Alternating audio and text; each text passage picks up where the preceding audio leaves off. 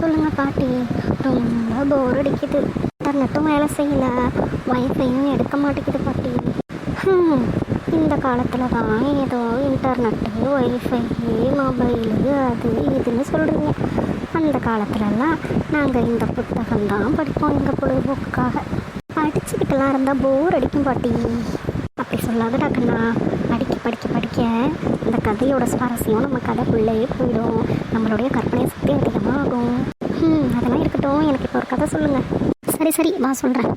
பட்டணத்தில் வாழ்ந்துக்கிட்டு இருந்த ஒரு எலி கிராமத்தில் உள்ள தன்னோட நண்பன் எலியை பார்க்கறதுக்காக கிராமத்துக்கு போகிறப்பட்டு போணுச்சான்.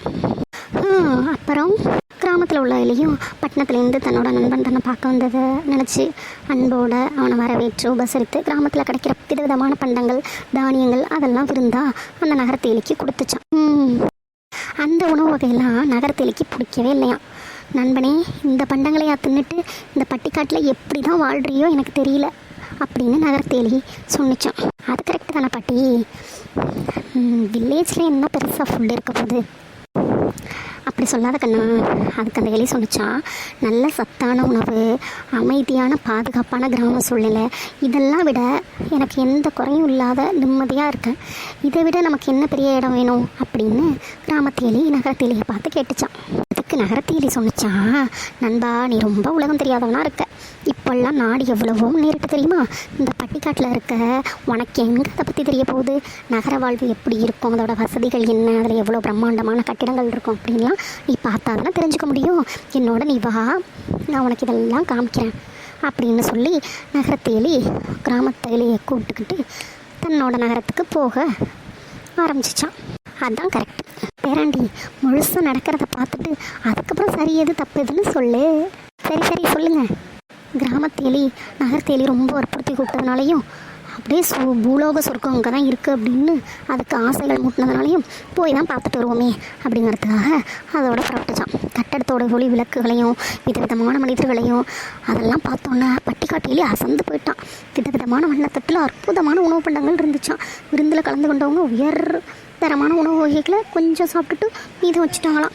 அந்த பண்டங்கள் எல்லாம் பட்டணத்தேலி கொண்டு வந்து குவிச்சு அவற்றில் விதவிதமான இனிப்புகளும் மாமிச உணவு வகைகளும் எல்லாம் இருந்துச்சான்.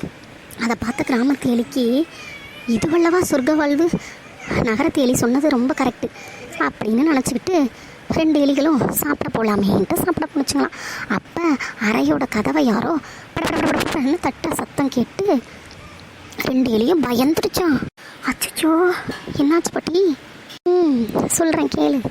கதவை திறந்துக்கிட்டு ஒரு வேலைக்காரன் வந்தானோ. அதை பார்த்தோன்னே சாப்பிட்றத நிப்பாட்டிட்டு 2 எலியும் ஓடி போய் ஒளிஞ்சிக்கிட்டான். வேலைக்காரன் வெளியே போனோன்னே திருப்பியும் அந்த 2 எலியும் சாப்பிடலாமான்னு வந்துச்சான்.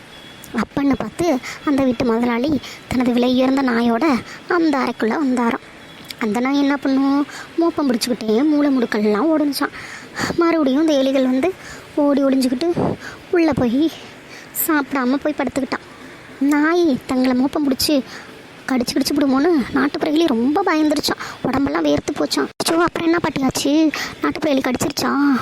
நீதியை கேளு. வீட்டு முதலாளியை நான் வெளில போனோன்னே திருப்பியும் சாப்பிடலாமான்னு நகரத்தேலி கூப்பிட்டுச்சான். பட்டிக்காட்டு எலிக்கு படபடப்பே அடங்கலையாம். நகரத்தேலி மேலே ரொம்ப கோபம் கொண்டுச்சான். போதும் பாவம் விருந்து வேண்டவே வேண்டாம். இப்படி சித்து பிழைப்பதெல்லாம் ஒரு பிழைப்பா? உன் நகர வாழ்வும் வேண்டாம், இந்த நரக வேதனையும் வேண்டாம், இந்த பகட்டும் வேண்டாம், பரபரப்பும் வேண்டாம். கிடச்சதை சாப்பிட்டுக்கிட்டு நிம்மதியாக எந்த பயமும் இல்லாமல் நான் என் கிராமத்திலேயே வாழ்ந்துடுறேன் அப்படின்னு சொல்லிட்டு மாளிகையை விட்டு ஓடி போயிடுச்சான் அந்த கிராமத்து எலி. இப்போ புரியுது பாட்டி, நம்ம இருக்கிற இடத்துல இருந்தால் தான் நமக்கு நல்லது. புரிஞ்சுக்கிட்டியா கண்ணு? அப்படி தான்.